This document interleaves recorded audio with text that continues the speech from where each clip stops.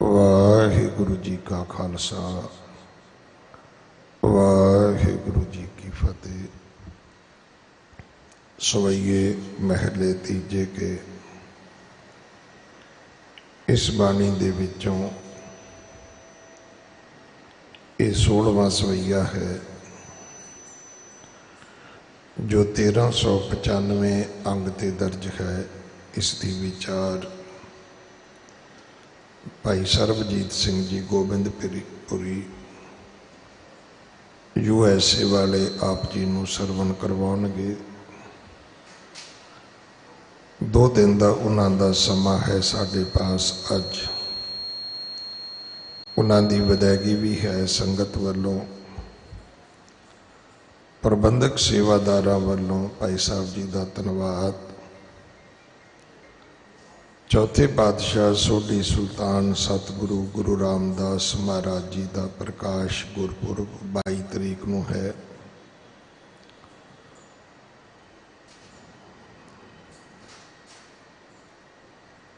बंदी छोड़ दिवस दिवाली का पुरब 4 नवंबर नूं है। गुरु घर दे रख रखाव सेवा संभाल विच अपना हिस्सा जरूर पाओ। गुरु के लंगरां वास्ते रसद कड़ा प्रसाद की देग वास्ते आप जी देसी घ्यो की सेवा कर सकते हो। गुरुद्वारा बाला साहब गुरु हरकृष्ण हॉस्पिटल वास्ते बैड तो लैके वेंटीलेटर तक कोई भी सेवा आप जी भेज सकते हो। इमारत की सेवा जथेदार बाबा बचन सिंह जी करवा रहे हैं। अपने घरां विच बच्चियां दे नाल पंजाबी बोलो, बच्चियां नूं गुरमुखी जरूर पढ़ाओ ताकि साडे बच्चे बाणी दा पाठ कर सकन, श्री गुरु ग्रंथ साहब महाराज जी दे चरनी लग सकन। अपने नावां दे नाल भी सिंह ते कौर लिखिया करो। जे माँ बाप तो गलती हुई है तो इसकी दुरुस्ती करिए, सर्टिफिकेटा विच भी लिखिए और बोलण विच भी सानू सिंह ते कौर शब्द बोलना चाहिए। बड़ा सादा लिबास पा के गुरु घर आओ। कपड़े महंगे तो महंगे भी हो सकते ने, पर उन्हां दे सिलाई का जिहड़ा है जां पहरावे का जिहड़ा रूप है वो गुरुद्वारे की मर्यादा के अनुसार, गुरुद्वारे की भाव भावनी के अनुसार होना चाहिए। मेरी नौजवान वीरां नूं भी बेनती है, महाराज ने तुहानूं केस बख्शे ने, केसां दा अदब करो। सोहणे सिर ते जूड़े करके दमाले दस्तारे सजा के गुरु का खास रूप खालसे बन के आया करो। अगले समय लिए गुरबाणी विचार सरवण करिए जी। वाहिगुरु जी का खालसा वाहिगुरु जी की फतेह।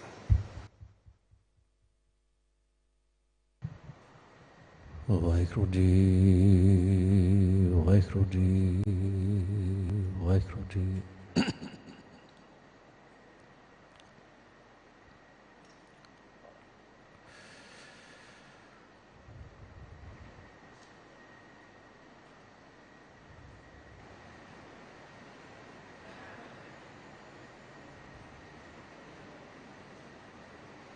वाहिगुरु धन सो वेला जित दर्शन करना,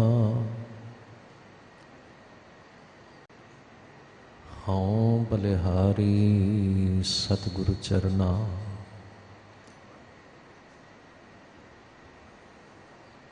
धन सो वेला जित दर्शन करना, हाँ बलिहारी सतगुरु चरना। जी के दाते प्रीतम प्रभु मेरे, मन जीवै प्रभु नाम चितेरे। सच मंत्र तुम्हारा अमृत बाणी, शीतल पुरख दृष्ट सुजानी।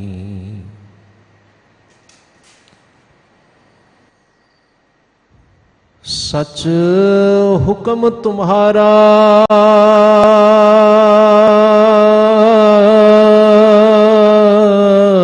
तख्त निवासी,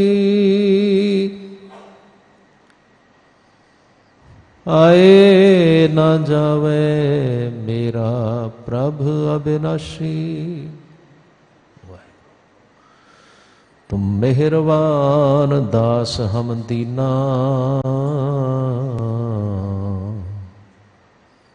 नानक साहिब परपुर लीना।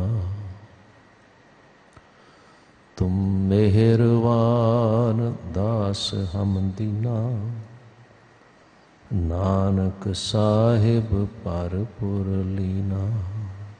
सो कहो टल गुर सेवियै, अहनिस सहज सुभाए। दर्शन परसै गुरु कै, जन्म मरण दुख जा।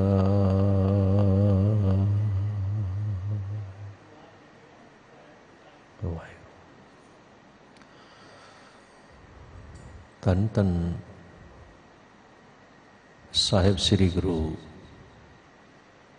ग्रंथ साहिब जी महाराज दी पावन पवित्र हजूरी विखे हाज़र हो रहे गुरमुख प्यारे सत्संगियों।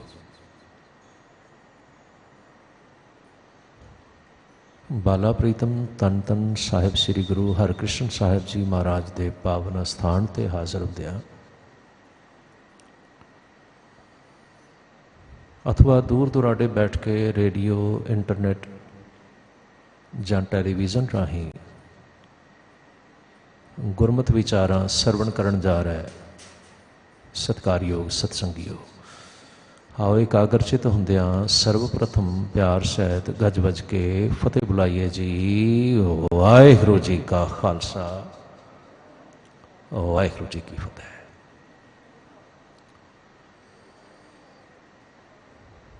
सतगुरु जी जुगो जुगा टल श्री गुरु ग्रंथ साहिब जी महाराज की पावन बाणी की लड़ीवार चल रही विचार दे अज दे शब्द विच आपां भट्ट कीरत साहिब जी दे तीसरे पातशाह श्री गुरु अमरदास जी महाराज की वड्याई दे संबंधी उच्चारण कीते बोलां दी विचार करन लगे हां। ये पावन पवित्र बचन साहिब श्री गुरु ग्रंथ साहिब जी महाराज दे पावन अंक 1395 ते सुशोभित ने। वैसे भगत साहिब जी ने भट्ट साहिब जी ने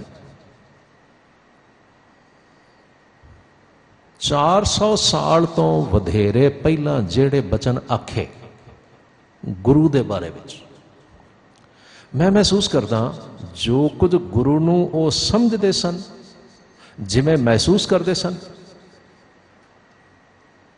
असीं अज 400 साल बाद भी गुरु नूं उस तरह महसूस नहीं करते, उस तरह नहीं समझते। मैं फिर दोहरा के गल आखदा पुछण दी लोड़ नहीं कि भट्ट साहब की महसूस करते हैं, वो भी यह गल आखते हैं। मैं सिर्फ इन्ना ही कह सकदा कि सतगुरु महाराज गुरु नानक देव गुरु अंगद देव अथवा गुरु अमरदास अते अकाल पुरख वाहिगुरू विच कोई फर्क नहीं जे, कोई फर्क नहीं जे। मैं फिर दोहरा के गल आखां गुरु अमरदास की ने, गुरु की शख्सियत की है, गुरु की परसनैलिटी का लैवल की है, किते भट्ट साहब को समझ लीए। भट्ट साहब आखदे ने आप नारायण कला धार जग मह परवरियो, अकाल पुरख वाहिगुरू आप निरंकार, जो निरंकार है ਜਦੋਂ ਉਸਨੇ ਆਕਾਰ ਧਾਰਨ ਕੀਤਾ ਤੇ ਜਗਤ ਨੂੰ ਸਿੱਖਿਆ ਦੇਣ ਦੇ ਲਈ ਜੋ ਰੂਪ ਧਾਰਨ ਕੀਤਾ, ਉਹ ਰੂਪ ਨੇ ਗੁਰੂ ਅਮਰਦਾਸ ਜੀ ਮਹਾਰਾਜ।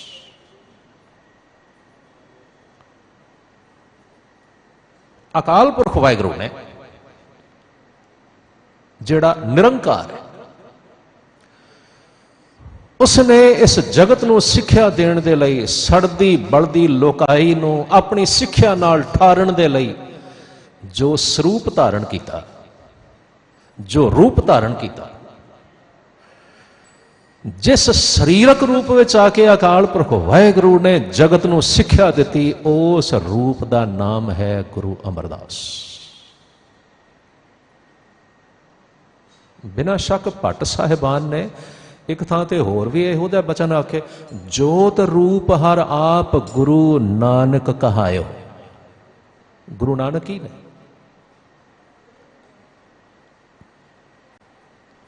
ਮੈਂ ਨਾ ਥੋੜੀ ਦੇਰ ਪਹਿਲਾਂ ਆਦਰਯੋਗ ਭਾਈ ਸਾਹਿਬ ਭਾਈ ਵੀਰ ਸਿੰਘ ਜੀ ਹੋਰਾਂ ਦਾ ਲਿਖਿਆ ਹੋਇਆ ਇੱਕ ਬੜਾ ਪਿਆਰਾ ਨਾਵਲ ਹੈ, ਲਿਖਿਆ ਉਹਨਾਂ ਨੇ ਨਾਵਲ ਦੀ ਸ਼ੇਪ ਵਿੱਚ, ਬਾਬਾ ਨੌਦ ਸਿੰਘ। ਜੇ ਕਿਤੇ ਮੌਕਾ ਬਣੇ ਤੇ ਜ਼ਰੂਰ ਪੜ੍ਹਿਓ। ਮੈਨੂੰ ਇਹ ਗੱਲ ਆਖਣ ਵਿੱਚ ਰੱਤੀ ਭਰ ਹਰਜ ਨਹੀਂ ਜੇ ਕਿ ਗੁਰਮਤ ਦੀਆਂ ਡੂੰਘੀਆਂ ਗੱਲਾਂ ਨੂੰ ਜੇ ਸੌਖਿਆਂ ਸਮਝਣਾ ਹੋਵੇ ਤਾਂ ਭਾਈ ਸਾਹਿਬ ਭਾਈ ਵੀਰ ਸਿੰਘ ਜੀ ਹੋਰਾਂ ਦੀਆਂ ਲਿਖਤਾਂ, ਭਾਈ ਵੀਰ ਸਿੰਘ ਜੀ ਹੋਰਾਂ ਦਾ ਸਾਹਿਤ ਸਾਡੀ ਬਹੁਤ ਮਦਦ ਕਰ ਸਕਦਾ ਹੈ। ਬਾਬਾ ਨੌਦ ਸਿੰਘ ਪੁਸਤਕ ਵਿੱਚ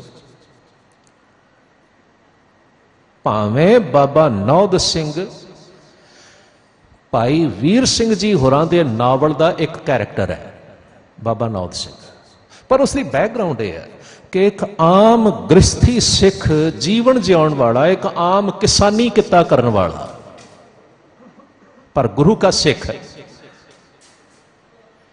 ਜਿਹੜਾ ਗੁਰੂ ਦੀ ਗੱਲ ਨੂੰ ਸਮਝਦਾ ਹੈ, ਉਸ ਦਾ ਜੀਵਨ ਕਿਹੋ ਜਿਹਾ ਹੋਵੇਗਾ। ਅਸਲ ਵਿੱਚ ਉਸੇ ਦਾ ਜੀਵਨ ਹੀ ਪ੍ਰਚਾਰਕ ਦਾ ਜੀਵਨ ਹੋ ਜਾਣਾ ਹੈ,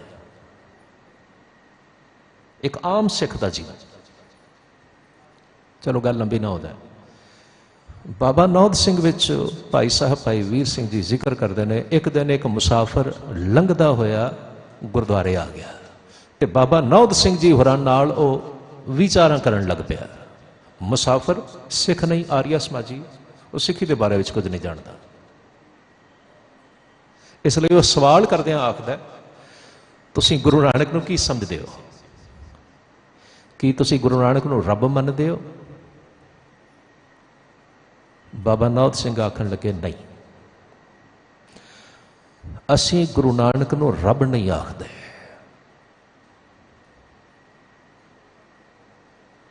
ਫਿਰ ਮੁਸਾਫਰ ਪੁੱਛਦਾ, ਕੀ ਤੁਸੀਂ ਗੁਰੂ ਨਾਨਕ ਨੂੰ ਦੇਵਤਾ ਮੰਨਦੇ ਹੋ? ਬਾਬਾ ਨੌਦ ਸਿੰਘ ਕਹਿਣ ਲੱਗੇ, ਨਹੀਂ, ਅਸੀਂ ਗੁਰੂ ਨਾਨਕ ਨੂੰ ਦੇਵਤਾ ਵੀ ਨਹੀਂ ਮੰਨਦੇ। ਫਿਰ ਨੌਦ ਸਿੰਘ, ਬਾਬਾ ਨੌਦ ਸਿੰਘ ਨੂੰ ਆਇਆ ਹੋਇਆ ਮੁਸਾਫਰ ਪੁੱਛਦਾ, ਕੀ ਤੁਸੀਂ ਗੁਰੂ ਨਾਨਕ ਨੂੰ ਮਨੁੱਖ ਮੰਨਦੇ ਹੋ?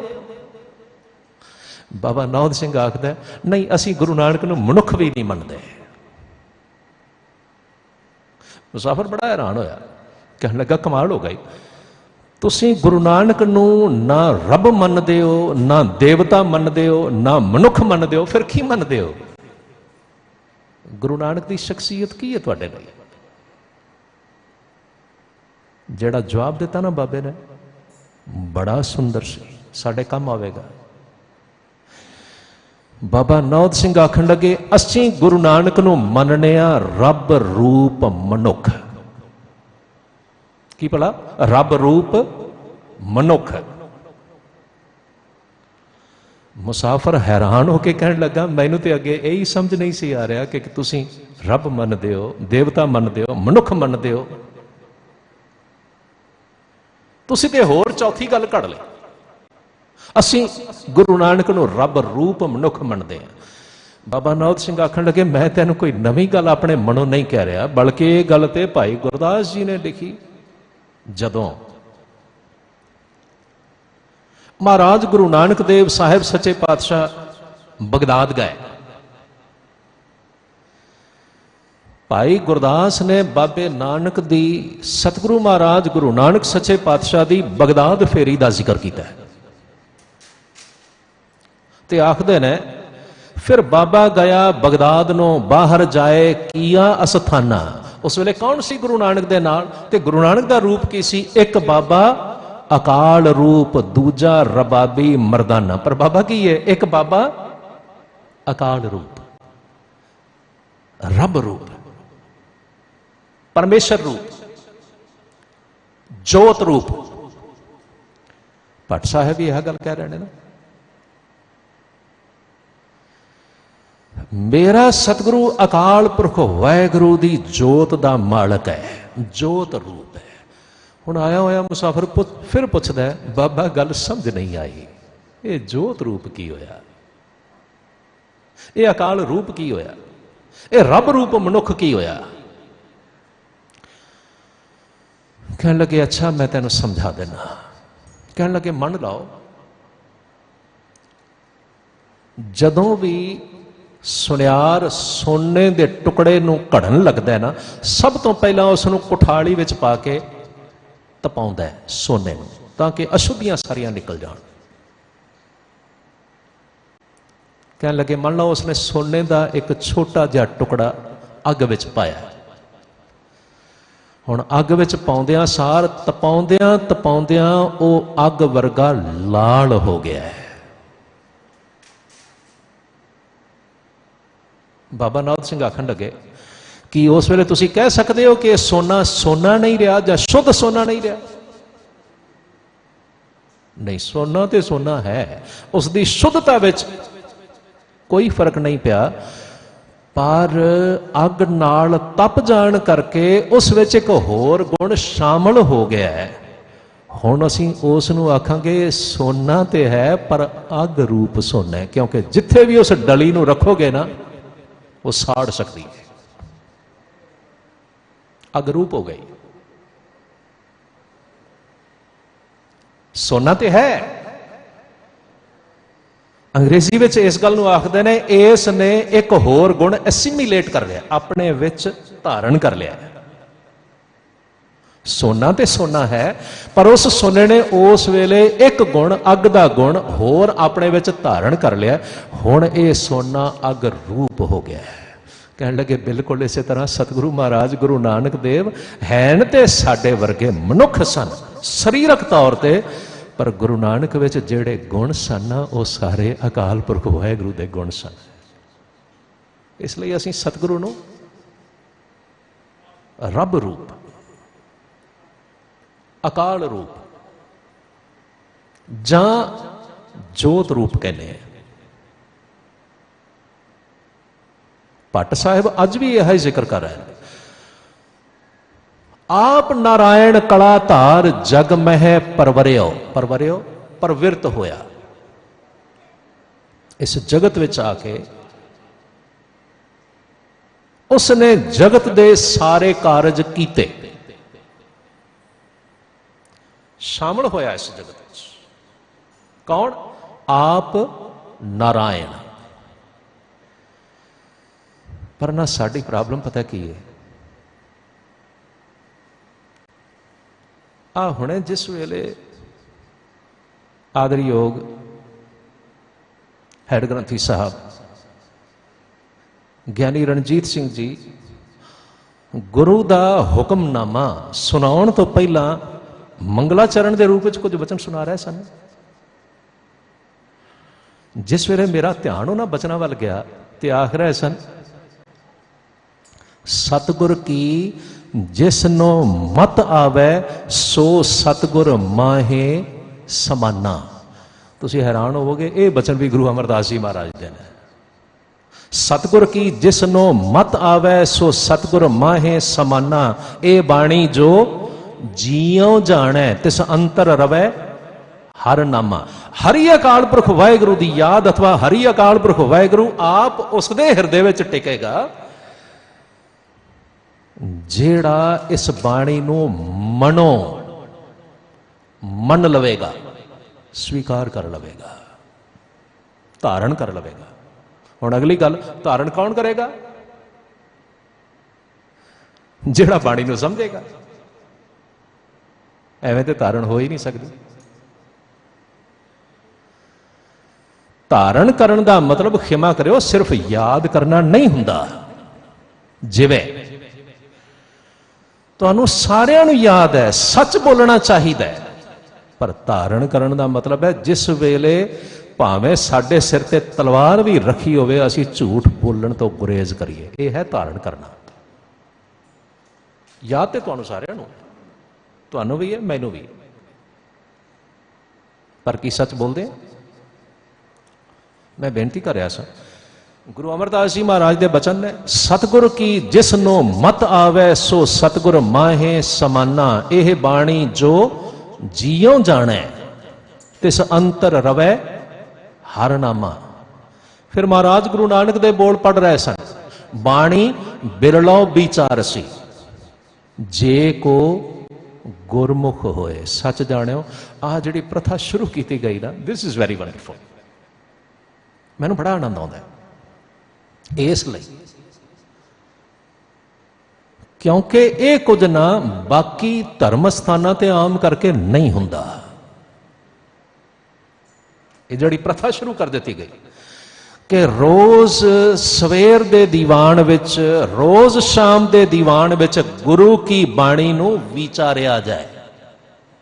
ਗੁਰੂ ਕੀ ਬਾਣੀ ਨੂੰ ਵਿਚਾਰਿਆ ਜਾਏ। ਕਦ ਲਈ ਵਿਚਾਰਨਾ? ਤਾਂ ਕਿ ਜੇ ਸਮਝ ਆ ਜਾਏ ਤੇ ਅਸੀਂ ਧਾਰਨ ਕਰ ਸਕੀਏ। ਸਤਿਗੁਰੂ ਮਹਾਰਾਜ ਗੁਰੂ ਅਮਰਦਾਸ ਜੀ ਦਾ ਇੱਕ ਬਚਨ ਹੋਰ ਧਿਆਨ ਨਾਲ ਸੁਣਿਓ। ਗੁਰੂ ਜੀ ਆਖਦੇ ਨੇ, ਸਤਿਗੁਰ ਨੂੰ ਸਭ ਕੋ ਦੇਖਦਾ ਜੇਤਾ ਜਗਤ ਸੰਸਾਰ। ਸ੍ਰੀ ਗੁਰੂ ਅਮਰਦਾਸ ਜੀ ਮਹਾਰਾਜ। ਜਿਸ ਗੁਰੂ ਅਮਰਦਾਸ ਦੀ ਵਡਿਆਈ ਭੱਟ ਕੀਰਤ ਸਾਹਿਬ ਜੀ ਨੇ ਲਿਖੀ, ਜਿਨ੍ਹਾਂ ਦੇ ਬੋਲਾਂ ਦੀ ਆਪਾਂ ਹੁਣ ਵਿਚਾਰ ਕਰ ਰਹੇ ਹਾਂ, ਉਸ ਗੁਰੂ ਅਮਰਦਾਸ ਮਹਾਰਾਜ ਸੱਚੇ ਪਾਤਸ਼ਾਹ ਨੇ ਸਾਨੂੰ ਕੀ ਸਮਝਾਇਆ ਕਿ ਜੇ ਤੁਸੀਂ ਮੇਰੇ ਤੱਕ ਪਹੁੰਚਣਾ ਹੋਵੇ, ਮੇਰੀ ਗੱਲ ਹਿਰਦੇ ਵਿੱਚ ਧਾਰਨ ਕਰਨੀ ਹੋਵੇ ਤੇ ਕਿਵੇਂ ਕਰੋਗੇ? ਮੇਰੀ ਗੱਲ ਸਮਝਣੀ ਹੋਵੇ ਤੇ ਕਿਵੇਂ ਸਮਝੋਗੇ? ਸਤਿਗੁਰੂ ਮਹਾਰਾਜ ਗੁਰੂ ਅਮਰਦਾਸ ਆਖ ਰਹੇ ਨੇ, ਸਤਿਗੁਰ ਨੂੰ ਸਭ ਕੋ ਦੇਖਦਾ ਜੇਤਾ ਜਗਤ ਸੰਸਾਰ। ਸਾਰੀ ਦੁਨੀਆ ਭਾਈ ਵੇਖਦੀ ਹੈ, ਸਾਰੀ ਦੁਨੀਆ ਦਰਸ਼ਨ ਕਰਨ ਆ ਰਹੀ, ਪਰ ਡਿੱਠੇ ਮੁਕਤ ਨਾ ਹੋਵਈ ਜਿਚਰ ਸ਼ਬਦ ਨਾ ਕਰੇ ਵਿਚਾਰ। ਡਿੱਠੇ ਮੁਕਤ ਨਾ ਹੋਵਈ, ਸਿਰਫ ਅੱਖਾਂ ਨਾਲ ਆ ਕੇ ਵੇਖ ਲੈ ਨਹੀਂ, ਜੇ ਗੁਰੂ ਦੀ ਗੱਲ ਸੁਣੀ ਨਹੀਂ, ਗੁਰੂ ਦੀ ਗੱਲ ਸਮਝੀ ਨਹੀਂ, ਤੇ ਗੁਰੂ ਦੀ ਗੱਲ ਸਮਝ ਕੇ ਹਿਰਦੇ ਵਿੱਚ ਧਾਰਨ ਨਹੀਂ ਕੀਤੀ, ਇਹ ਬੋਲ ਗੁਰੂ ਅਮਰਦਾਸ ਜੀ ਮਹਾਰਾਜ ਦੇ ਨੇ, ਡਿੱਠੇ ਮੁਕਤ ਨਾ ਹੋਵਈ ਜਿਚਰ ਸ਼ਬਦ ਨਾ ਕਰੇ ਵਿਚਾਰ। ਜਦੋਂ ਤੱਕ ਸ਼ਬਦ ਦੀ ਵਿਚਾਰ ਨਹੀਂ ਨਾ ਕਰਦਾ, ਜਦੋਂ ਤੱਕ ਗੁਰੂ ਕੇ ਸ਼ਬਦ ਨੂੰ ਨਹੀਂ ਸੁਣਦਾ, ਜਦੋਂ ਤੱਕ ਗੁਰੂ ਕੇ ਸ਼ਬਦ ਨੂੰ ਸਮਝਦਾ ਨਹੀਂ, ਉਦੋਂ ਤੱਕ ਮੁਕਤੀ ਨਹੀਂ ਹੋਣੀ। ਪਰ ਇਸ ਦੇ ਬਾਵਜੂਦ ਮੈਂ ਇਹ ਗੱਲ ਬਾਰ-ਬਾਰ ਵਿਚਾਰਦਾ ਬਈ ਸਿੱਖਾਂ ਵਿੱਚ ਗੁਰੂ ਕੇ ਸ਼ਬਦ ਨੂੰ ਸਮਝਣ ਦੀ ਰੁਚੀ ਐਡੀ ਘੱਟ ਕਿਉਂ ਹੈ? ਗੁਰੂ ਤੇ ਸਾਨੂੰ ਬਾਰ-ਬਾਰ ਇਹ ਗੱਲ ਕਹਿ ਰਹੇ ਨੇ, ਗੁਰੂ ਕੇ ਸ਼ਬਦ ਨੂੰ ਸਮਝ, ਸਮਝੇਗਾ ਤਾਂ ਤੇਰਾ ਜੀਵਨ ਸਫਲ ਹੋਵੇਗਾ। ਗੁਰੂ ਕੇ ਸ਼ਬਦ ਨੂੰ ਸਮਝੇਗਾ ਤਾਂ ਉਸ ਨੂੰ ਧਾਰਨ ਕਰ ਸਕੇਗਾ। ਗੁਰੂ ਕੇ ਸ਼ਬਦ ਨੂੰ ਸਮਝੇਗਾ ਤਾਂ ਉਸ ਨੂੰ ਜੀਵਨ ਵਿੱਚ ਵਸਾ ਕੇ ਤੂੰ ਆਪਣਾ ਜੀਵਨ ਉੱਚਾ ਕਰ ਸਕੇਗਾ। ਪਰ ਇਸ ਦੇ ਬਾਵਜੂਦ ਸਾਡੇ ਮਨ ਵਿੱਚ, ਆਮ ਸਿੱਖ ਵਿਅਕਤੀਆਂ ਦੇ ਮਨ ਵਿੱਚ ਗੁਰੂ ਕੇ ਸ਼ਬਦ ਨੂੰ ਸਮਝਣ ਦੀ ਰੁਚੀ ਇੰਨੀ ਘੱਟ ਕਿਉਂ ਹੈ? ਇਹ ਗੱਲ ਹੋਰ ਆਖ ਲਵਾਂ, ਬਰਦਾਸ਼ਤ ਕਰ ਲੈਣਾ, ਕਿਉਂਕਿ ਅੱਜ ਜਿਹੜੀ ਗੱਲ ਮੈਂ ਕਹਿ ਰਿਹਾ ਇਹ 1.5 ਅਰਬ ਹਿੰਦੁਸਤਾਨੀਆਂ ਨਾਲ ਸੰਬੰਧ ਰੱਖਦੀ।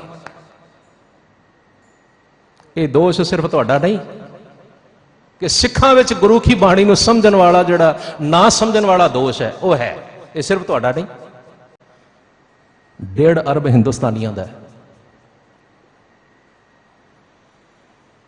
ਕਦੇ ਧਿਆਨ ਕੀਤਾ ਜੇ ਜਿਸ ਨੂੰ ਰਾਸ਼ਟਰ ਗਾਨ ਆਖਦੇ ਨੇ, ਜਿਸ ਨੂੰ ਨੈਸ਼ਨਲ ਐਂਥਮ ਆਖਦੇ ਨੇ, ਉਸ ਦਾ ਮਤਲਬ ਕੀ ਨੇ?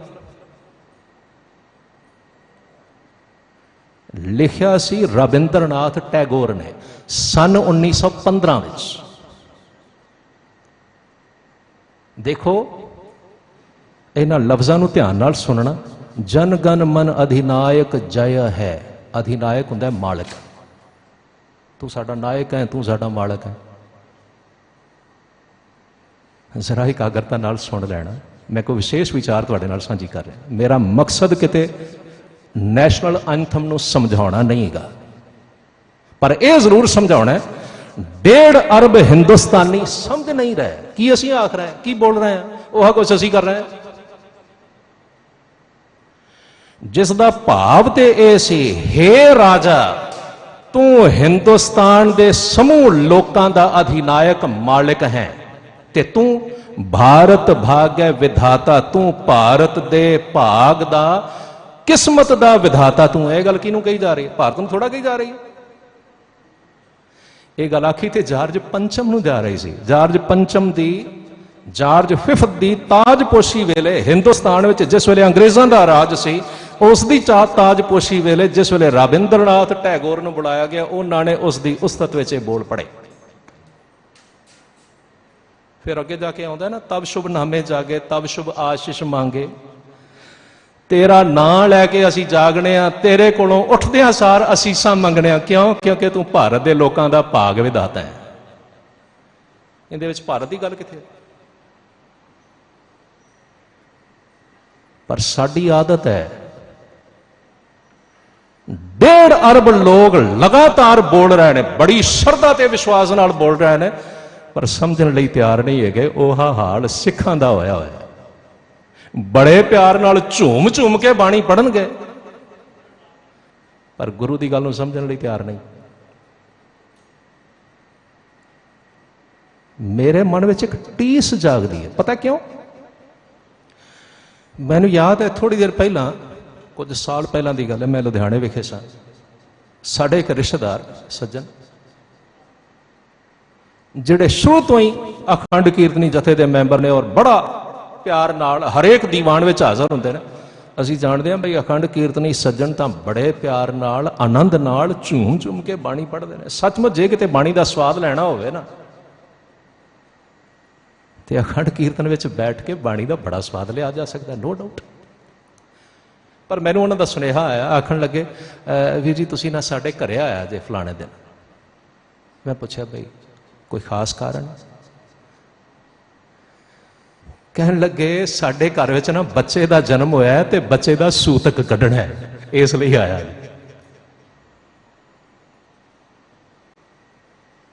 ਖੈਰ ਜਿਸ ਵੇਲੇ ਮੈਂ ਪਹੁੰਚਿਆ ਉੱਥੇ ਤੇ ਮੈਂ ਪਿਆਰ ਨਾਲ ਪੁੱਛਿਆ, ਮੈਂ ਕਿਹਾ ਭੈਣ ਜੀ ਮੈਨੂੰ ਮਿਹਰਬਾਨੀ ਕਰਕੇ ਦੱਸੋਗੇ ਬਈ ਇਹ ਸੂਤਕ ਕੱਢਣ ਵਾਲੀ ਗੱਲ ਤੁਸੀਂ ਕਿੱਥੋਂ ਸਿੱਖੀ? ਇਸ ਦਾ ਮਤਲਬ ਇਹ ਹੋਇਆ ਕਿ ਸੈਂਕੜੇ ਵਾਰ, ਹਜ਼ਾਰਾਂ ਵਾਰ, ਲੱਖਾਂ ਵਾਰ, ਆਸਾ ਦੀ ਵਾਰ ਦਾ ਕੀਰਤਨ ਸੁਣ ਕੇ ਵੀ ਇੰਨੀ ਗੱਲ ਸਮਝ ਨਹੀਂ ਆਈ। ਜੇਕਰ ਸੂਤਕ ਮੰਨਿਆ ਸਭ ਤੈ ਸੂਤਕ ਹੋਏ, ਗੋਹੇ ਅਤੇ ਲੱਕੜੀ ਅੰਦਰ ਕੀੜਾ ਹੋਏ, ਜੇਤੇ ਦਾਣੇ ਅੰਨ ਕੇ ਜੀਆਂ ਬਾਜ ਨਾ ਕੋਏ। ਪਹਿਲਾਂ ਪਾਣੀ ਜੀਓ ਹੈ, ਜਿਤ ਹਰਿਆ ਸਭ ਕੋਏ। ਸੂਤਕ ਕਿਉਂ ਕਰ ਰਖੀਐ ਸੂਤਕ ਪਵੈ ਰਸੋਏ।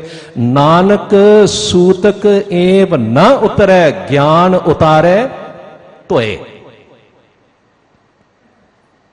ਖੈਰ ਜਿਸ ਵੇਲੇ ਮੈਂ ਇਸ ਨਾਲ ਸਮਝਾਉਣਾ ਸ਼ੁਰੂ ਕੀਤਾ ਨਾ, ਫੌਰਨ ਬਦਲ ਗਿਆ, ਆਖਣ ਲੱਗੇ ਨਹੀਂ ਨਹੀਂ ਅੱਜ ਨਾ ਅਸੀਂ ਬੱਚੀ ਨੂੰ ਚੌਂਕੇ ਚੜਾਉਣਾ। ਮੈਂ ਕਿਹਾ ਜੀ ਮਿਹਰਬਾਨੀ ਕਰਕੇ ਦੱਸੋਗੇ ਵੀ ਲਾਇਆ ਕਦੋਂ ਸੀ? ਤੇ ਅੱਜ ਗਿਆਨੀ ਜੀ ਨੇ ਕਿਹੜੀ ਪੌੜੀ ਲੈ ਕੇ ਆਉਣਾ ਬਈ ਉਸ ਨੂੰ ਚੌਂਕੇ ਚੜਾਉਣਾ? ਇਹ ਲਫ਼ਜ਼ ਕਿੱਥੋਂ ਆਇਆ, ਚੌਂਕੇ ਚੜਾਉਣ ਵਾਲਾ ਜਾਂ ਚੌਂਕੇ ਤੋਂ ਲਾਉਣ ਵਾਲਾ? ਗੁਸਤਾਹੀ ਲੇਖਿਮਾ ਇਹ ਬ੍ਰਾਹਮਣਵਾਦ ਦੇ ਪਾਏ ਹੋਏ ਭਰਮ ਭੁਲੇਖੇ ਸਨ। ਬਈ ਹਰ ਘਰ ਵਿੱਚ ਜਦੋਂ ਬੱਚਾ ਜਨਮਦਾ ਉਦੋਂ ਸੂਤਕ ਹੋ ਜਾਂਦਾ, ਜਦੋਂ ਕੋਈ ਮਰਦਾ ਉਦੋਂ ਪਾਤਕ ਹੋ ਜਾਂਦਾ। ਉਦੋਂ ਤੱਕ ਨਿਕਲਣਾ ਨਹੀਂ ਜੇ ਜਦੋਂ ਤੱਕ ਤੁਸੀਂ ਬ੍ਰਾਹਮਣ ਨੂੰ ਬੁਲਾ ਕੇ ਪੂਜਾ ਨਹੀਂ ਕਰਵਾ ਲੈਂਦੇ। ਮੈਂ ਗੱਲ ਹੋਰ ਆਖ ਲਵਾਂ, ਮੈਨੂੰ ਪਤਾ ਹੈ ਸੱਚ ਸਹਿਨ ਕਰਨਾ ਬੜਾ ਔਖਾ ਹੁੰਦਾ ਹੈ। ਜਿਸ ਵੇਲੇ ਸੂਤਕ ਕੱਢਣ ਲਈ ਜਾਂ ਚੌਂਕੇ ਤੇ ਚੜਾਉਣ ਲਈ ਜਿਸ ਵੇਲੇ ਬ੍ਰਾਹਮਣ ਨੂੰ ਬੁਲਾਇਆ ਜਾਂਦਾ ਸੀ ਨਾ, ਉਹ ਆਪਣੇ ਨਾਲ ਕੁਝ ਲੈ ਕੇ ਆਉਂਦਾ। ਪਤਾ ਕੀ ਲਿਆਉਂਦਾ? पंचगव्य एक टैक्नीकल लफज है, पंचगव्य। कदे ना यतन करना इस पंचगव्य ने, भावें गूगल करके ही ना लभण का यतन करना भी पंचगव्य की हुंदा है। अजकल तो बड़ा सौखा है, जे ना समझ आवे तो किसी सियाणे बंदे पासों पंचगव्य के अर्थ पुछ लैण की हुंदा है। दरअसल ब्राह्मण सूतक कढ़ण वेले जिस वेले घर विच आउंदा है ना, अपने नाल पंचगव्य लैके आउंदा है, ते पंचगव्य 5 शयां नूं मिला के बनाया होया, मंत्र पढ़ के तैयार किया होया पदार्थ। पर है की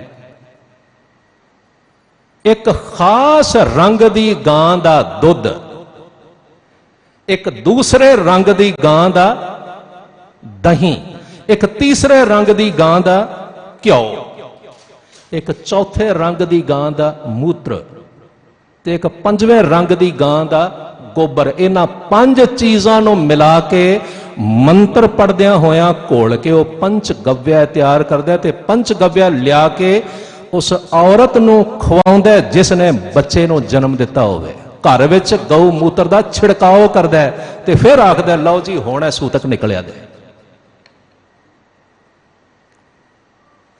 यकीन जाणियो मेरे ना पैरां हेठों जमीन निकल गई उस दिन। हे वाहिगुरू, जन्म तो लैके बाणी पढ़न वाले, जन्म तो लैके झूम झूम के बाणी का आनंद मानन वाले, पर गुरु की गल नूं समझण लई तैयार नहीं, समझ आई नहीं। की कीता, की खट्टिया। मैं फिर दोहरा के गल आख देना, सतगुरु महाराज गुरु अमरदास साहिब सच्चे पातशाह के बचन ने, सतगुरु नो सबको देखदा जेता जगत संसार डिठे मुक्त ना होवई जिचर शब्द ना करे विचार। Until and unless you understand the word of the Guru, you will never be able to go across the world ocean. पार नहीं लंघ सकेगा मित्र। इसलिए सच जाने, जिस वे मैं भट्ट साहब के बचन पढ़दा ना, आप नारायण कलाधार जग में है परवरे हो। वाह, गुरु के प्रति श्रद्धा प्रेम और भगती भाव नाल भरे हुए बचन ने। उदों जदों गुरु वाहिगुरू का रूप प्रतीत हो रहा है, जदों गुरु वाहिगुरू के बचनों को सुना के साडा जीवन सफल करता है। एक गल होर आख लो, गुरु अमरदास जी महाराज के जीवन की बड़ी प्रसिद्ध बात है। सतगुरु ने ना, आप बीते दिन भी 15 तरीक को जिस वेले मैं आप सरबत संगत नाल विचारां कर रहा था, मैं उस वेले भी बेनती कर रहा था, गुरु साहिबान सिर्फ ते सिर्फ धार्मिक सिक्ख्या देन वाले व्यक्ति नहीं सन, भाव सिर्फ धार्मिक आगू नहीं सन। All the guru's, all the 10 guru's, 10 दे 10 गुरु, गुरु नानक तो लैके गुरु गोबिंद सिंह साहिब जी महाराज तक, ते सिमिलरली मौजूदा सतगुरु जुगो जुग अटल सतगुरु श्री गुरु ग्रंथ साहिब जी महाराज सिर्फ ते सिर्फ साडे धार्मिक गुरु नहीं सन। गुरु सिर्फ धार्मिक करता भी नहीं सन करते, बल्कि गुरु दा फर्ज सी गुरु धार्मिक आगू होने दे नाल नाल गुरु समाजिक आगू भी सन, गुरु राजनीतिक आगू भी सन। मैं ते पढ़ के हैरान होया, गुरु आर्थिक आगू भी सन। आर्थिक तौर पर सिख पंथ की किवें उन्नति होनी है, ये सारा प्लान गुरु अमरदास महाराज, गुरु रामदास महाराज, गुरु अर्जन देव जी ने बनाया। शुरुआत गुरु नानक ने की थी, जदों हुक्म किया ना हरेक सिख किरती होवे। Until and unless you are financially sound and stable, जदों तक तुसी आर्थिक तौर ते तगड़े नहीं होंदे, उदों तक तुहाडी कही हुई गल जां धारण की हुई गल का भी कोई मतलब नहीं हैगा। जे धार्मिक तौर ते आत्मिक तौर ते होवे इन्ना उच्चा अरशां तक पहुंच होवे, पर रोटी खाण लई कटोरा फड़ के लोकां दे घर घर मंगदा फिरे। हुण इहो जिहे बंदे दी गल कौन सुनेगा? बड़ी औखी जी गल सुन। गुरु दाता है, जे गुरु दाता है ना तो गुरु दा रूप होने करके सिख ने भी दाता ही बनना है। सिख ने मंगता नहीं बनना। आर्थिक तौर पर मजबूत होवे। मैं फिर बेनती करदा, भावें गुरु अमरदास जी महाराज सच्चे पातशाह ने 22 मंजियां वाला करतब किया, 22 मंजियां थाप दित्तियां। भावें गुरु रामदास जी महाराज ने मसंद थाप दिते, भावें गुरु अर्जन देव जी महाराज सच्चे पातशाह ने सिखां नूं दूर दुराडे काबुल तक घोड़ियां दा व्यापार करन लई भेजिया। रीजन की सी? सिख संस्थावां फाइनैंशली साउंड होणियां चाहीदियां ने, ताकि समूह की बराबर पालना की जा सके। तुसी जिहड़ा एक एक रुपया आके गुरु की गोलक में पाउंदे हो ना, चलो ठीक है, साड़ी शरधा भी असी आखने भी असी महाराज नूं भेटा कर रहे हैं, पर जे मैं ये गल आखां तो मैं आस करदा तुसी प्रवान कर लोगे। श्री गुरु ग्रंथ साहिब जी महाराज नूं ते तुहाडी भेटा कीती माया की लोड़ नहीं हैगी।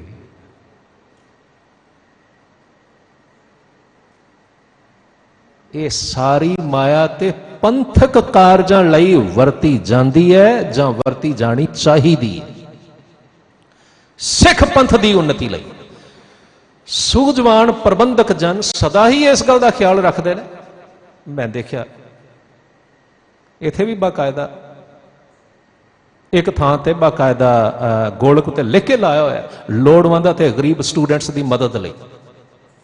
Very good. पर यह सारी गोलक जां माया तां सिखां नूं फाइनैंशली, एथिकली जां एजुकेशनली साउंड करने दे लई है, पावरफुल बनाने दे लई। गुरु ते आर्थिक आगू भी सन, गल लंबेरी ना हो जाए। पर की गुरु सिद्धांत नाल कदे समझौता करते सन? नहीं। श्री गुरु अमरदास जी महाराज सच्चे पातशाह ने वेख्या समाज विच कोड़ फैलिया होया है, जात पात दा, ऊच नीच दा, वड्डे छोटे दा। पंजाबी की एक कहावत है, 9 पूरबीए होण ना ते 13 चुल्हे बना लेंदे ने। एक थां ते रल के रोटी नहीं खांदे, हर बंदा वखरा चुल्हा, वखरा थां, वखरा आसन, क्योंकि उसनूं अपनी जात दा अभिमान है। यह गल भी सुन लेना। ब्राह्मण भावें सारे ही ब्राह्मण ने, पर इस दे बावजूद जिहड़े स्वर्ण ब्राह्मण ने ना, उच्ची जात दे ब्राह्मण, वो दूसरे ब्राह्मणों के नाल एक प्लेटफार्म ते एक टेबल ते बैठ के रोटी खाण लई तैयार नहीं। उन्होंने लगता है असीं दूजियां नाल बह के पिट जांगे, नीवें हो जाएंगे। गुरु साहब दे वेले ते गल बहुत ज्यादा, बहुत पावरफुल सी। लोग समझते ही नहीं सन इस गल।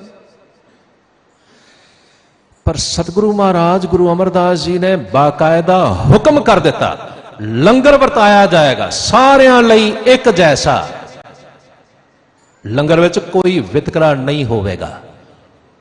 हुण मैनूं खिमा कर दिया जे मेरे लिए ना ये गल समझनी मेरी समझ तो परे है कि कोई बंदा लंगर विच आके भी किवें वितकरा कर सकता है। ये गल किवें कर सकता भी ठीक है जी आ तां मेरे जथे लई लंगर है ते आ आम संगत लई लंगर है, क्या जा सकता है? जे जिथे किते आ गल हो रही है, लाजमी तौर ते सिख पंथ के सेवादारां नूं सोचना ते समझना पवेगा कि असीं गुरु के हुक्मां दे विरोध नहीं जा रहे। मैं बेनती कर रहा था, हुक्म कर दिता सारे जने बिल्कुल इको थां ते बह के रल के प्रशादा छकणगे। सच जाणिओ उस वेले भी उच्ची जात दे लोकां ने बड़ा रौला पाया।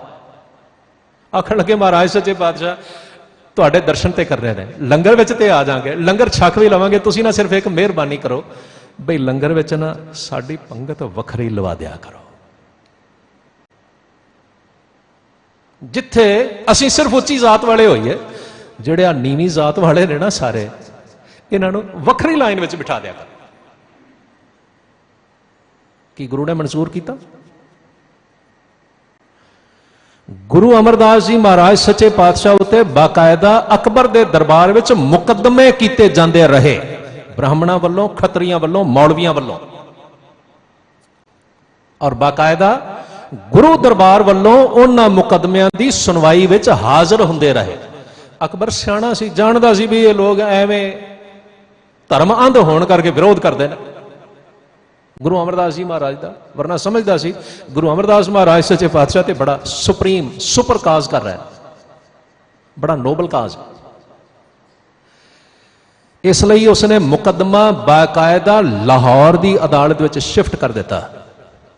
जदों लाहौर की अदालत वालों, लाहौर के गवर्नर वालों सुनेहा भेजा गया तुसीं आओ जी तुहाडे विरुद्ध सुनवाई करनी है, तो गुरु अमरदास जी महाराज ने अपनी थां ते सिख पंथ वालों जवाब देने दे लई उस वेले 23 साल की उम्र के महाराज गुरु रामदास, जिन्होंने उस वेले भाई जेठा आखदे सन, भाई जेठे नूं भेजिया सिखां दे वकील वजों।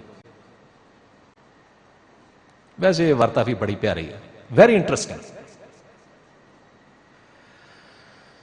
भाई जेठा नाल लाहौर विखे जान लग्या हथ जोड़ के गुरु अमरदास महाराज सच्चे पातशाह नूं आखण लगे, सच्चे पातशाह जी जिथे मैं जा रहा उथे मेरी वुकत की है, क्योंकि मेरे सामने दूसरे पक्ष की गल करन दे लई तां वड्डे वड्डे महान ब्राह्मण धुरंधर जिन्होंने वेद पुराण जुबानी याद वो आए होणगे, उन्हां दा साथ देण दे लई इस्लाम दे भी मुखी मौलवी जिन्होंने समूह धार्मिक पुस्तकां जुबानी चेते वो पहुंचे होणगे। ते सतगुरु पातशाह मैं निमाणा, मैनूं तो कुछ भी नहीं पता, मैं उन्हां नाल की बहस करांगा, की समझावांगा। वाह! गुरु अमरदास महाराज सच्चे पातशाह आखण लगे, पुत्रा जो कुछ तैनू अज तक गुरमत विच समझाया ना, इन्नी समझ ही काफी है। तू बाणी पढ़ के गुरु नानक दा यह संदेश समझ लिया ना, सब में जोत जोत है सोए तिस दै चानण, सब में चानण होए, किसी नाल वितकरा नहीं हो सकता। बस इन्ना ही समझाउणा है। जे फिर भी मन घबराहट विच आवे ना, तो हिरदे विच एक गल वसा रही, गुर मेरा संग सदा है नाले। तू सिर्फ हाजिर होना है, तू सिर्फ पेश होना है उत्थे गुरु दरबार वालों। की आखना है, की अखवाना है, किवें प्रोसीडिंग्स होणियां ने, की गल होनी है, ये सारी गुरु दे हत्थ है। गुरु नानक आपे सांभ लैगा, गुरु तेरे अंग संग है। चलो गल मेरी ना हो जाए। एक पासे दोवां धर्मां दे महान मुखी सज्जन, दूसरे पासे इकल्ले 23 साल की उम्र के जवान ते दुनिया की नजर विच अनजान भाई जेठा साहब सुनवाई विच शामिल ने। पर लाहौर के गवर्नर नूं भी फैसला देना पिया, ते फैसले का नतीजा सी गुरु घर जिस नूं रिप्रेजेंट करन दे लई, जिस वल्लों आए ने भाई जेठा जी, मुकदमे का फैसला इन्हां दे हक विच है। वड्डे वड्डे विद्वान हार गए ते सिर्फ गुरु की टेक ते रहन वाला भाई जेठा जित गया। सतगुर की जिसनों मत आवे सो सतगुर माहे समाना। यह बाणी जो जियों जाने तिस अंतर रवै हर नामा। गुरु अमरदास महाराज का हुक्म सी, लंगर विच पहला आके एक थां ते बैठ के जात पात का अभिमान छड्ड के प्रसादा छकोगे, उस तो बाद मेरे नाल मेरे दर्शन करन दा जां मेरे कोल बैठण दा अवसर मिलेगा, वरना नहीं। मैंने एक खबर पढ़ रहा था थोड़े दिन पहला, जे खबर सच है, मैनू नहीं पता सच है कि नहीं, पर जे खबर सच है तो लाजमी तौर पर दुख वाली गल है। तखत श्री हजूर साहब विखे हिंदुस्तान की सरकार के एक वड्डे अधिकारी, वड्डे मंत्री जिस वे पहुंचे, ਨੰਗੇ ਸਿਰ ਉਹਨਾਂ ਨੂੰ ਸਿਰੋਪਾ ਦਿੱਤਾ ਜਾ ਰਿਹਾ, ਨੰਗੇ ਸਿਰ ਹਾਜ਼ਰ ਹੋ ਰਿਹਾ ਨਾ, ਤੇ ਉੱਥੇ ਦਸਤਾਰ ਸਜਾਈ ਜਾ ਰਹੀ ਹੈ, ਤੇ ਉੱਥੇ ਸਰੋਪੇ ਵਿੱਚ ਸ੍ਰੀ ਸਾਹਿਬ ਦਿੱਤੀ ਜਾ ਰਹੀ ਹੈ। ਫਿਰ ਤਖਤ ਸਾਹਿਬ ਵੱਲੋਂ ਵਿਸ਼ੇਸ਼ ਕਿਸਮ ਦਾ ਦਿੱਤਾ ਹੋਇਆ ਪਹਿਰਾਵਾ ਜਿਹੜਾ ਸਰੋਪੇ ਦੇ ਰੂਪ ਵਿੱਚ ਦਿੱਤਾ ਜਾਂਦਾ, ਉਹ ਪਹਿਨਾਇਆ ਜਾ ਰਿਹਾ। ਜੇ ਇਹ ਗੱਲ ਸੱਚ ਹੈ ਨਾ, ਤੇ ਸਮਝ ਲੈਣਾ ਅਸੀਂ ਗੁਰੂ ਕੇ ਹੁਕਮਾਂ ਦੀ ਅਦੂਲੀ ਕਰ ਰਹੇ ਹਾਂ। ਜੇ ਅਕਬਰ ਵੀ ਆਵੇ ਤੇ ਗੁਰੂ ਦੇ ਹੁਕਮਾਂ ਦੇ ਮੁਤਾਬਕ ਉਸ ਨੂੰ ਲੰਗਰ ਵਿੱਚ ਬੈਠ ਕੇ ਪ੍ਰਸ਼ਾਦਾ ਛਕਣਾ ਪੈਂਦਾ ਹੈ, ਫਿਰ ਗੁਰੂ ਕੇ ਦਰਸ਼ਨ ਹੁੰਦੇ। ਕਿਵੇਂ ਸੰਭਵ ਹੈ ਕਿ ਕੋਈ ਗੁਰੂ ਦਰਬਾਰ ਵਿਖੇ ਹਾਜ਼ਰ ਹੋਇਆ ਹੋਵੇ ਤੇ ਅਸੀਂ ਉਸ ਨੂੰ ਸਰਕਾਰੀ ਅਧਿਕਾਰੀ ਜਾਂ ਸਰਕਾਰੀ ਮੰਤਰੀ ਜਾਣ ਕੇ ਸਲਾਮਾਂ ਕਰਦੇ ਹਾਂ, ਉਸ ਦੇ ਮਗਰ ਮਗਰ ਦੌੜਦੇ ਫਿਰਦੇ ਹੋਈਏ। ਮੈਨੂੰ ਨਾ ਉਰਦੂ ਦਾ ਇੱਕ ਸ਼ੇਅਰ ਚੇਤੇ ਆਉਂਦਾ, ਬੜਾ ਪਿਆਰਾ ਹੈ। ਸ਼ਾਇਰ ਆਖਦਾ, ਸਰ ਝੁਕਾਨੇ ਮੇਂ ਕੋਈ ਹਰਜ ਨਹੀਂ, ਕਿਸੇ ਦਾ ਸਤਿਕਾਰ ਕਰਨ ਵਿੱਚ ਕੋਈ ਹਰਜ ਨਹੀਂ। सर झुकाने में कोई हर्ज नहीं, लेकिन इतना तो मत झुकाओ कि दस्तार गिर पड़े। सिखो, गुरु घर की मर्यादा, गुरु घर के असूलों का ध्यान रखदियां घट्टो घट इस ढंग नाल सत्कार करो कि सिखी शान कायम रहे। सत्कार करना माड़ा नहीं किसी आए दा, पर सत्कार करन दी आड़ विच गुरु की वडियाई अथवा गुरु की मर्यादा भुल जानी, ये गल जरूर गुरु के प्रति एक खुनामी करने वाली है।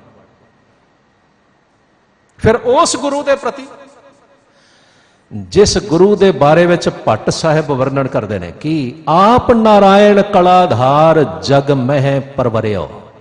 वाह, सच जाणियो, असी ना कदे गुरु नानक सच्चे पातशाह नूं इस रूप विच नहीं चितविया।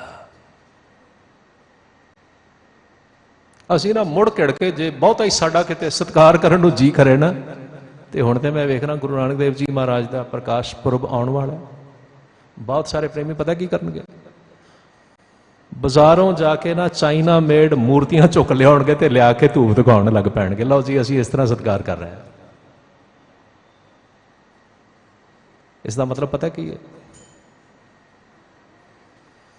we never realize what is the personality of Guru Nanak is। सानू पता ही नहीं। असी उस सच्चे पातशाह अकाल पुरख वाहिगुरु दे रूप गुरु नानक नू सिर्फ ते सिर्फ एक प्लास्टिक जां एक छोटी जी मूर्ति विच ना कैद समझ लेने। गुरु की है, अब भट्ट साहब को सुन लो, भट्ट कीरत साहब के पास भट्ट साहब आखते ना, आप नारायण कलाधार जग मह परवरियो। अकाल पुरख वाहिगुरु आप जिहड़ा नारायण है, निरंकार है, जिस वेले इस जगत विच प्रवृत्त होया, जगत नूं सिक्ख्या देण दे लई जदों प्रवृत्त होया, जिस रूप विच प्रवृत्त होया, वो रूप है गुरु अमरदास। भाव अकाल पुरख वाहिगुरु का रूप गुरु अमरदास ने। निरंकार आकार जोत जग मंडल करियो। निरंकार प्रभु ने आकार धारण करके अपनी जोत इस जगत विच टिका दी। किस रूप विच? गुरु अमरदास के रूप, गुरु के रूप। फिर जह कह तह भरपूर शब्द दीपक दीपायो। जिथे किथे हर थां ते जिहड़ा अकाल पुरख वाहिगुरु आप भरपूर है, उथे उथे सतगुरु महाराज गुरु अमरदास जी ने शब्द द्वारा सिक्ख्या दा दीपक बाल दिता। बाणी की है? सतगुरु महाराज के बचन है ना, गुरबाणी इस जग मह चानण। गुरबाणी इस जग मह चानण। सारे जने रल के बोल सकते हैं, गुरबाणी इस जग मह चानण। ये गल होर कह रहा, सन 1999 ना ਖਾਲਸੇ ਦੇ 300 ਸਾਲਾ ਸਾਜਨਾ ਦਿਵਸ ਦੇ ਸੰਬੰਧ ਵਿੱਚ। ਉਸ ਤੋਂ ਕੁਝ ਦੇਰ ਪਹਿਲਾਂ ਮੈਨੂੰ ਸਿੰਗਾਪੁਰ ਜਾਣ ਦਾ ਮੌਕਾ ਮਿਲਿਆ। ਉੱਥੋਂ ਦੇ ਗੁਰਦੁਆਰੇ ਦੇ ਵੱਡੇ ਪ੍ਰਬੰਧਕ ਸਾਹਿਬ ਬੜੇ ਪ੍ਰੇਮੀ ਸੁਭਾਅ ਦੇ ਮਾਲਕ ਸਨ। ਇੱਕ ਦਿਨ ਅਸੀਂ ਕਾਰ ਵਿੱਚ ਬੈਠ ਕੇ ਜਾ ਰਹੇ ਹਾਂ, ਸਿੰਗਾਪੁਰ ਦੇ ਵੱਡੇ ਬਾਜ਼ਾਰ ਵਿੱਚੋਂ ਲੰਘ ਰਹੇ ਹਾਂ। ਮੈਨੂੰ ਬੜੇ ਖੁਸ਼ ਹੋ ਕੇ ਕਹਿਣ ਲੱਗੇ, ਵੇਖੋ ਵਿਸਾਖੀ ਦੇ ਖਾਲਸੇ ਦੇ ਸਾਜਨਾ ਦਿਵਸ ਦੇ ਸੰਬੰਧ ਵਿੱਚ ਇਹ ਸਿੰਗਾਪੁਰ ਦੇ ਵੱਡੇ ਬਾਜ਼ਾਰਾਂ ਵਿੱਚ ਨਾ ਅਸੀਂ ਪੂਰੀ ਲਾਈਟਿੰਗ ਕਰ ਦਿੱਤੀ, ਲੜੀਆਂ ਲਾ ਦਿੱਤੀਆਂ ਨੇ, ਜਗਦੀਆਂ ਬੁਝਦੀਆਂ ਬੱਤੀਆਂ ਚਮਕਦੀਆਂ ਰਹਿਣਗੀਆਂ। ਸੱਚ ਜਾਣਿਓ, ਮੈਂ ਵੀ ਖੁਸ਼ ਬੜਾ ਹੋਇਆ, ਕਿਉਂਕਿ ਦੁਨੀਆ ਨੇ ਇਸੇ ਤਰ੍ਹਾਂ ਹੀ ਸਮਝਦੀ ਹੈ। ਦੁਨੀਆ ਨੂੰ ਹੋਰ ਕੋਈ ਬਹੁਤੀ ਡੂੰਘੀ ਗੱਲ ਸਮਝ ਨਹੀਂ ਆਉਂਦੀ। ਠੀਕ ਹੈ, ਪਰ ਨਾ ਫੌਰਨ ਮੇਰੇ ਮਨ ਵਿੱਚ ਖਿਆਲ ਆਇਆ ਬਈ ਜਦੋਂ ਗੁਰੂ ਨੇ ਇਹ ਗੱਲ ਆਖੀ ਸੀ, ਗੁਰਬਾਣੀ ਇਸ ਜਗ ਮੈਂ ਚਾਨਣ, ਕੀ ਇਹ ਇਹੋ ਜਿਹਾ ਚਾਨਣ ਸੀ ਜਿਹੜਾ ਲੜੀਆਂ ਲਾ ਕੇ ਵਿਖਾਇਆ ਜਾਣ? ਇੱਥੇ ਤੇ ਗੁਰਬਾਣੀ ਦੇ ਚਾਨਣ ਦੀ ਗੱਲ ਹੋਣੀ ਚਾਹੀਦੀ ਸੀ। ਵਰਨਾ ਸਾਡੇ ਨਾਲ ਵੀ ਉਹ ਗੱਲ ਵਾਪਰ ਰਹੀ ਹੈ ਜਿਹੜੀ ਭਗਤ ਫਰੀਦ ਸਾਹਿਬ ਨੇ ਆਖੀ ਸੀ ਨਾ, ਬਾਹਰ ਦਿਸੈ ਚਾਨਣਾ ਦਿਲ ਅੰਧਿਆਰੀ ਰਾਤ। What are we doing? ਸਿਰਫ ਲੜੀਆਂ ਲਾ ਕੇ ਚਾਨਣ ਕਰਕੇ ਅਸੀਂ ਸਮਝ ਲਿਆ ਜੀ ਠੀਕ ਹੈ ਜੀ, ਮਹਾਰਾਜ ਗੁਰੂ ਨਾਨਕ ਸੱਚੇ ਪਾਤਸ਼ਾਹ ਦਾ ਪ੍ਰਕਾਸ਼ ਦਿਵਸ ਮਨਾਇਆ ਗਿਆ। ਖਿਮਾ ਕਰਿਓ, ਉਦੋਂ ਤੱਕ ਨਹੀਂ ਜਦੋਂ ਤੱਕ ਗੁਰੂ ਨਾਨਕ ਦੀ ਸਿੱਖਿਆ ਦਾ ਪ੍ਰਕਾਸ਼ ਸਾਡੇ ਹਿਰਦੇ ਵਿੱਚ ਨਹੀਂ ਹੁੰਦਾ। ਜੇ ਕਹਤਾ ਹੈ ਭਰਪੂਰ ਸ਼ਬਦ ਦੀਪਕ ਦੀਪ ਆਇਓ। ਮਹਾਰਾਜ ਗੁਰੂ ਅਮਰਦਾਸ ਸਾਹਿਬ ਸੱਚੇ ਪਾਤਸ਼ਾਹ ਤੀਸਰੇ ਸਤਿਗੁਰੂ ਨੇ ਹਰ ਥਾਂ ਤੇ ਜਿੱਥੇ ਵੀ ਅਕਾਲ ਪੁਰਖ ਵਾਹਿਗੁਰੂ ਦੀ ਜੋਤ ਬਿਰਾਜਮਾਨ ਹੈ, ਸਭ ਪਾਸੇ ਸ਼ਬਦ ਦਾ ਪ੍ਰਚਾਰ ਕੀਤਾ, ਸ਼ਬਦ ਦਾ ਦੀਪਕ ਜਗਾ ਦਿੱਤਾ। ਜਿਹੇ ਸਿੱਖ ਹੈ ਸੰਗ੍ਰਹਿਓ ਤਤ ਹਰ ਚਰਨ ਮਿਲਾਇਓ। ਜਿਨ੍ਹਾਂ ਸਿੱਖਾਂ ਨੇ ਗੁਰੂ ਦੀ ਸਿੱਖਿਆ ਨੂੰ ਸੰਗ੍ਰਹਿਣ ਕਰ ਲਿਆ, ਗ੍ਰਹਿਣ ਕਰ ਲਿਆ, ਗੁਰੂ ਨੇ ਤਤਕਾਲ ਤਤਕਾਲ ਗੁਰੂ ਨੇ ਤਤਕਾਲ ਹੀ ਉਹਨਾਂ ਨੂੰ ਅਕਾਲ ਪੁਰਖ ਵਾਹਿਗੁਰੂ ਨਾਲ ਮਿਲਾ ਦਿੱਤਾ। ਤਤ ਹਰ ਚਰਨ ਮਿਲਾਇਓ। ਫਿਰ ਨਾਨਕ ਕੁੱਲ ਨਿਮਲ ਅਵਤਰਿਓ, ਅੰਗਦ ਲਹਿਣੇ ਸੰਗ ਹੋ।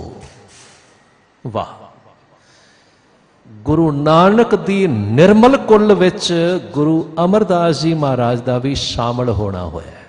ਕਿਹੜੀ ਕੁੱਲ? ਜਿਸ ਕੁੱਲ ਵਿੱਚ ਬਾਬਾ ਨਾਨਕ ਦੇ ਨਾਲ, ਸਤਿਗੁਰੂ ਮਹਾਰਾਜ ਗੁਰੂ ਨਾਨਕ ਜੀ ਦੇ ਨਾਲ ਗੁਰੂ ਅੰਗਦ ਦੇਵ ਜੀ ਮਹਾਰਾਜ, ਜਿਨ੍ਹਾਂ ਨੂੰ ਪਹਿਲਾਂ ਭਾਈ ਲਹਿਣਾ ਸਾਹਿਬ ਆਖਦੇ ਸਨ, ਜਿਨ੍ਹਾਂ ਨੇ ਗੁਰੂ ਨਾਨਕ ਦੀ ਕੁੱਲ ਵਿੱਚ ਸ਼ਾਮਲ ਹੋ ਕੇ ਇਸ ਕੁੱਲ ਨੂੰ ਅੱਗੇ ਤੱਕ ਤੋਰਿਆ ਨਾ, ਅੱਜ ਉਸ ਕੁੱਲ ਵਿੱਚ ਗੁਰੂ ਅਮਰਦਾਸ ਵੀ ਸ਼ਾਮਲ ਨੇ। ਉਸ ਕੁੱਲ ਦੇ ਦੀਪਕ ਮਹਾਰਾਜ ਗੁਰੂ ਅਮਰਦਾਸ ਸਾਹਿਬ ਸੱਚੇ ਪਾਤਸ਼ਾਹ ਇਸੇ ਲਈ ਭੱਟ ਸਾਹਿਬ, ਭੱਟ ਕੀਰਤ ਸਾਹਿਬ ਆਖਦੇ ਨੇ, ਗੁਰ ਅਮਰਦਾਸ ਤਾਰਨ ਤਰਨ ਜਨਮ ਜਨਮ ਪਾ ਸ਼ਰਨ ਤੋ। ਹੇ ਗੁਰੂ ਅਮਰਦਾਸ, ਤੁਸੀਂ ਤੇ ਤਾਰਨ ਤਰਨ ਹੋ। ਤਾਰਨ ਤਰਨ ਭਾਵ ਤੁਸੀਂ ਆਪ ਤਰੇ ਹੋਏ ਹੋ ਤੇ ਦੂਜਿਆਂ ਨੂੰ ਇਸ ਜਗਤ ਵਿੱਚੋਂ ਤਾਰ ਦੇਣ ਵਾਲੇ ਹੋ। ਐਸੇ ਗੁਰ ਕਉ ਬਲ ਬਲ ਜਾਈਐ, ਆਪ ਮੁਕਤ ਮੋਹੇ ਤਾਰੈ।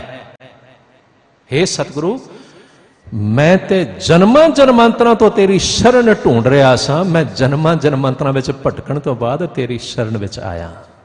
ਹੇ ਮੇਰੇ ਸਤਿਗੁਰੂ, ਮੇਰੇ ਤੇ ਵੀ ਕਿਰਪਾ ਕਰੋ, ਮੇਰੇ ਹਿਰਦੇ ਵਿੱਚ ਵੀ ਹੇ ਦਾਤਾਰ ਤੁਹਾਡੀ ਬਾਣੀ ਵਸ ਜਾਏ, ਤਾਂ ਕਿ ਇਸ ਬਾਣੀ ਨੂੰ ਸਮਝਦਿਆਂ, ਵਿਚਾਰਦਿਆਂ ਤੇ ਜੀਵਨ ਵਿੱਚ ਧਾਰਨ ਕਰਦਿਆਂ ਮੈਂ ਵੀ ਆਪਣਾ ਜੀਵਨ ਤੁਹਾਡੇ ਲੇਖੇ ਲਾ ਸਕਾਂ ਤੇ ਤੁਹਾਡੇ ਲੇਖੇ ਲਾ ਕੇ ਮੈਂ ਆਪਣਾ ਜੀਵਨ ਸਫਲ ਬਣਾ ਸਕਾਂ। ਅੱਜ ਇਤਨੇ ਬਚਨ ਸਵੀਕਾਰ ਕਰ ਲੈਣੇ। ਅਨੇਕ ਪ੍ਰਕਾਰ ਦੀਆਂ ਗਲਤੀਆਂ, ਭੁੱਲਾਂ, ਚੁੱਕਾਂ ਲਈ ਮੈਂ ਆਪ ਸਰਬੱਤ ਪਾਸੋਂ ਦੋਵੇਂ ਹੱਥ ਜੋੜ ਕੇ ਖਿਮਾ ਚਾਹੁੰਦਾ। ਅੱਜ ਨਾ ਆਪਾਂ ਇਸ ਗੱਲ ਦਾ ਸਿਰਫ ਇੱਕ ਪੱਖ ਵਿਚਾਰ ਰਹੇ ਸਾਂ ਕਿ ਬਹੁਤ ਵਾਰ ਬਾਣੀ ਪੜ੍ਹਨ ਦੇ ਬਾਵਜੂਦ ਅਸੀਂ ਬਾਣੀ ਨੂੰ ਸਮਝਦੇ ਨਹੀਂ। ਜੇ ਕਦੇ ਮੌਕਾ ਬਣਿਆ ਤਾਂ ਇਸ ਲੜੀ ਦਾ ਇੱਕ ਦੂਸਰਾ ਪੱਖ ਵੀ ਤੁਹਾਡੇ ਸਾਹਮਣੇ ਰੱਖਣ ਦਾ ਯਤਨ ਕਰਾਂਗਾ। ਬਹੁਤ ਕੁਛ ਹੈ ਜਿਸ ਵੱਲ ਅਸੀਂ ਧਿਆਨ ਨਹੀਂ ਕੀਤਾ। ਗੁਰੂ ਅਮਰਦਾਸ ਮਹਾਰਾਜ ਦੇ ਚਰਨਾਂ ਵਿੱਚ ਆਓ ਆਪਾਂ ਵੀ ਭੱਟ ਸਾਹਿਬ ਵਾਂਗ ਅਰਦਾਸ ਕਰੀਏ। ਹੇ ਮੇਰੇ ਸਤਿਗੁਰੂ, ਕਿਰਪਾ ਕਰੋ ਸਾਨੂੰ ਆਪਣੇ ਚਰਨਾਂ ਵਿੱਚ ਰੱਖ ਲਓ, ਆਪਣੇ ਚਰਨਾਂ ਵਿੱਚ ਨਿਵਾਸ ਬਖਸ਼ੋ ਅਤੇ ਆਪਣੀ ਬਾਣੀ ਦਾ ਪ੍ਰਕਾਸ਼ ਸਾਡੇ ਹਿਰਦੇ ਵਿੱਚ ਕਰ ਦਿਓ। ਮੈਂ ਆਪ ਸਰਬੱਤ ਦਾ ਬਹੁਤ ਬਹੁਤ ਧੰਨਵਾਦ ਕਰਦਾ। ਸਮੂਹ ਪ੍ਰਬੰਧਕ ਵੀਰ, ਦਿੱਲੀ ਸਿੱਖ ਗੁਰਦੁਆਰਾ ਪ੍ਰਬੰਧਕ ਕਮੇਟੀ ਦੇ ਸਮੂਹ ਸੇਵਾਦਾਰ ਮੇਰੇ ਲਈ ਸਤਿਕਾਰ ਦੇ ਧੰਨਵਾਦ ਦੇ ਪਾਤਰ ਨੇ। ਆਦਰਯੋਗ ਗਿਆਨੀ ਜੀ ਹੈੱਡ ਗ੍ਰੰਥੀ ਸਾਹਿਬ ਜਿਹੜੇ ਸਦਾ ਹੀ ਪਿਆਰ ਬਖਸ਼ਦੇ ਨੇ। ਸਤਿਗੁਰੂ ਇਹਨਾਂ ਸਾਰਿਆਂ ਨੂੰ ਚੜ੍ਹਦੀ ਕਲਾ ਬਖਸ਼ਿਸ਼ ਕਰਕੇ ਨਿਹਾਲ ਕਰਨ। ਫਿਰ ਜਦੋਂ ਤੇ ਜਿਵੇਂ ਮੌਕਾ ਬਣਿਆ ਮੈਂ ਆਪ ਜੀ ਦੀ ਸੇਵਾ ਕਰਦਿਆਂ ਹੋਇਆਂ ਖੁਸ਼ੀਆਂ ਪ੍ਰਾਪਤ ਕਰਨ ਦਾ ਯਤਨ ਕਰਾਂਗਾ। ਗਲਤੀਆਂ ਭੁੱਲਾਂ ਚੁੱਕਾਂ ਲਿਖੇ ਮਾਂ ਪਿਆਰ ਸਹਿਤ ਫਤਿਹ ਬੁਲਾਓ ਜੀ। ਵਾਹਿਗੁਰੂ ਜੀ ਕਾ ਖਾਲਸਾ।